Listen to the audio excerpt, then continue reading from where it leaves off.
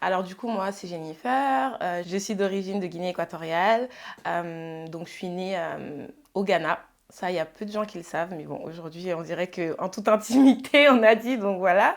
Donc je suis née au Ghana, mais je suis partie très très vite parce que mon père voulait m'exciser et ma mère n'était pas du tout d'accord. Donc, Est-ce que tu peux nous expliquer, pour ceux qui ne savent pas encore, ce ouais. qu'est l'excision? Ah, du coup, l'excision, c'est l'abolition du clitoris chez la femme. C'est fait en Afrique, dans des pays en Inde, etc. Enfin, il y a pas mal de pays qui le font encore, malheureusement. Et Pourquoi? personnellement, je ne comprends pas trop parce que, bon, j'ai pas forcément beaucoup de contacts avec mon père, donc je lui ai jamais posé la question. Mais je me suis renseignée un petit peu sur Internet. C'est soi-disant pour éviter à la femme d'avoir du plaisir et de trop rechercher les hommes, etc., etc. Et apparemment aussi pour des vertus médicales, mais bon, ça reste encore à prouver. Tu n'y crois pas? Pas vraiment, non. Pourquoi enlever le plaisir à la femme? C'est une très bonne question. Je me demande aussi, hein, vraiment. Je me demande, puisque en soi, si on a ça placé là-bas, c'est pour une raison. Enfin, comme tous les membres de notre corps, le nez est fait pour sentir, les oreilles pour entendre, et le clitoris pour ressentir du plaisir. Donc, pourquoi l'enlever? Comment tu l'as vécu? T'avais quel âge? Ah, j'étais très petite, hein. J'étais très très petite, j'avais même pas un an. J'avais peut-être quelques mois.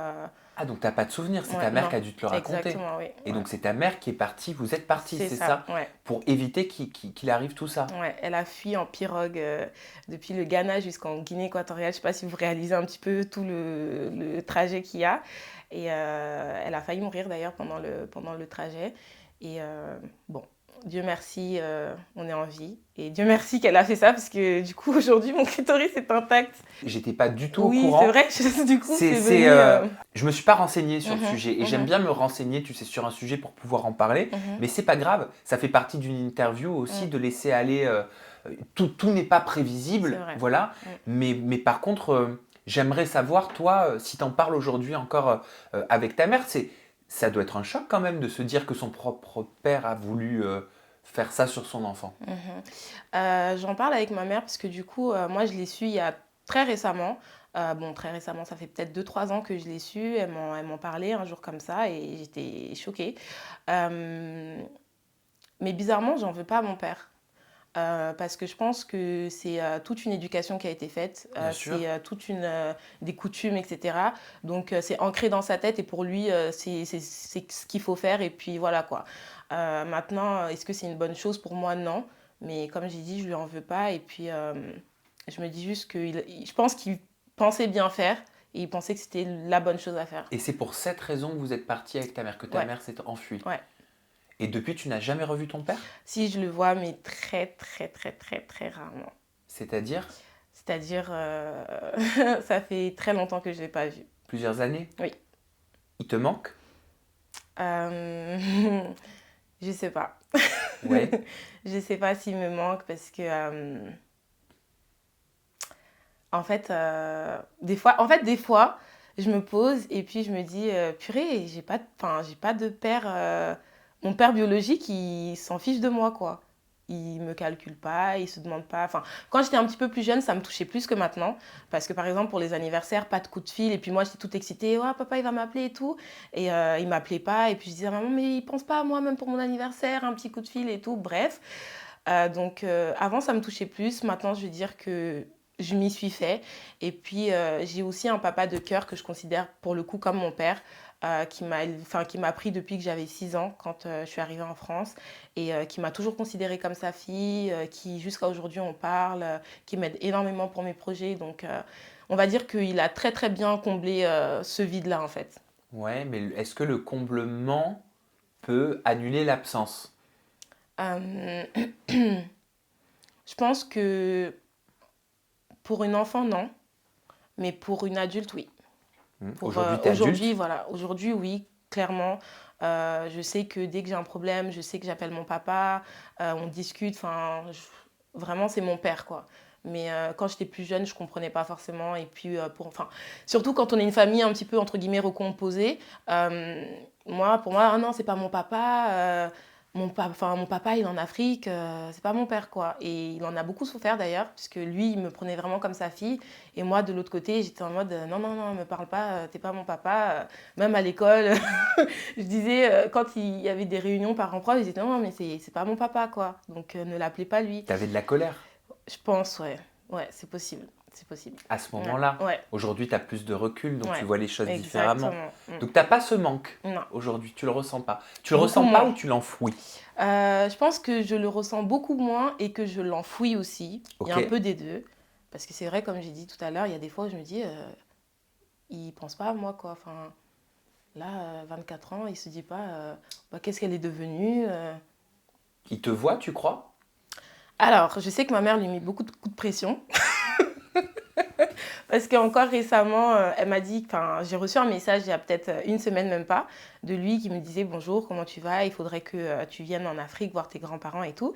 Et moi, personnellement, quand il m'a envoyé ce message, ça m'a fait ni chaud ni froid. Je me suis dit, pourquoi il me parle en fait? Enfin, pourquoi soudainement? Et j'en ai parlé à ma mère, j'ai dit, ah, il y a papa qui m'a envoyé un message. Elle me dit, ah oui, parce que je lui ai envoyé un message ce matin pour lui dire, quand ta fille sera au sommet, désolée. T'inquiète, c'est pas grave, on fait comme à la maison, Ah, mais je Jennifer. me suis mis en... Ah, c'est parce que je suis C'est en parce que tu as mis Wi-Fi. le Wi-Fi, C'est ça. tu vois? Moi, j'ai coupé le Wi-Fi. Désolée. Donc, elle m'a dit elle lui a envoyé un message pour lui dire j'espère que quand ta fille sera au sommet, il ne faudra pas te plaindre qu'elle ne te calcule pas. Parce que quand on a eu toujours besoin de toi pendant toute son éducation, tu n'étais pas là. Donc, et du coup, il m'a envoyé le message et j'ai un peu mieux compris du coup sa démarche. Mais Et quelle est cette démarche? je sais pas, je trouve. Enfin, Qu'est-ce qu'il t'a dit? il m'a juste dit que bonjour, comment tu vas? Il faudrait que tu viennes en Afrique voir tes grands-parents. D'accord. Tu t'attendais à autre chose?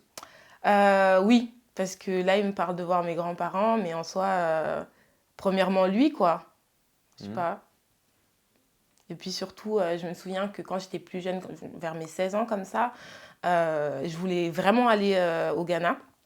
Et ma mère ne voulait pas que j'y aille si elle ne venait pas. Et en gros, elle disait à mon père que par contre, si tu veux que Jennifer aille au Ghana, il faut prendre mon billet parce que moi, je ne vais pas non plus non seulement payer ses études, payer tout, enfin ses vêtements, sa nourriture, etc. Et encore, quand je dois l'emmener pour voir ta famille, c'est moi qui vais payer aussi. Donc là, tu prends tes responsabilités, entre guillemets, et tu prends le billet de ta fille et le mien, parce que je ne vais pas la laisser partir toute seule, j'étais encore mineure, donc c'est compréhensible. Et il l'a jamais fait. Et puis même pour prendre mon billet à moi, c'était problématique, donc il voulait que ma mère paye tout, quoi. Est-ce que ça a eu un impact sur tes relations avec les hommes en grandissant? Euh, c'est possible. Je me suis jamais vraiment posé la question, d'ailleurs, c'est une super bonne question. Je sais pas, puisque j'ai un grand cœur quand même. Donc, T'as peur des hommes? non, j'ai pas peur des hommes. T'es jalouse? Pas trop, bizarrement. Non, je suis pas trop jalouse. En tout cas, sauf cas extrême, mais sinon, non. T'as confiance? Ça, par contre, c'est... En fait, je suis pas jalouse dans le sens où il peut avoir des amis filles, etc. Mais ma confiance est plus basée sur... et je pense que c'est aussi dû au fait de ce que je fais aujourd'hui, sur la sincérité de la personne, sur ses intentions, sur le fond, en fait, le fond de la personne et pas forcément sur ses actions. Ça veut dire que s'il me dit qu'il est parti voir sa maman, je vais le croire, quoi.